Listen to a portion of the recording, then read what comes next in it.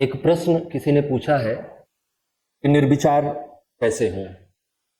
हम लोग ध्यान की बातें करते रहते हैं, बीच बीच में मेडिटेशन के बारे में बातें करते रहते हैं। तो उस संदर्भ में किसी का प्रश्न है कि निर्विचार कैसे हों, विचारों से मुक्ति कैसे मिलेगी। तो उनसे ये कहना है कि निर्विचार होने की एकमात्र प्रक्रिया है मेडिटेशन। ध्यान ही एक ऐसी विधि है जिससे आप निर्विचार हो सकते हैं। लेकिन आप ये याद रखें कि आपके निर्विचार होने का विचार भी एक विचार है, और जब तक आप इस विचार से भी मुक्त नहीं हो पाएंगे तब तक आप निर्विचार नहीं हो पाएंगे।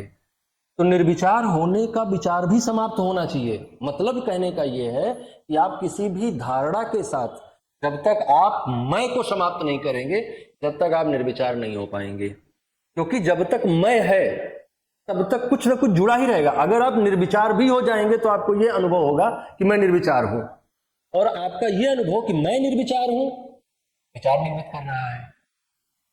तो निर्विचार होने का एकमात्र तरीका है कि आप अपने अहंकार का पूर्णतया त्याग करें, शून्य कर दें उसको। और ये तभी संभव है जब आप ये जान पाए कि नहीं, मैं तो हूं ही नहीं, मेरा तो अस्तित्व है ही नहीं, अस्तित्व तो बस एक है।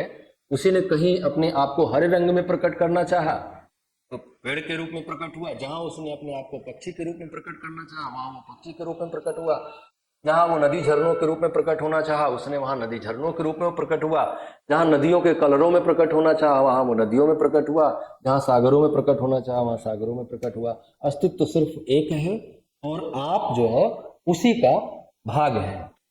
जब जब आपको ये अनुभव होगा तो यही अनुभव शून्यता का होगा, यही अनुभव तुरीय अवस्था का होगा, यही अनुभव निर्विचार होने का होगा, वरना विचार तो बने रहेंगे।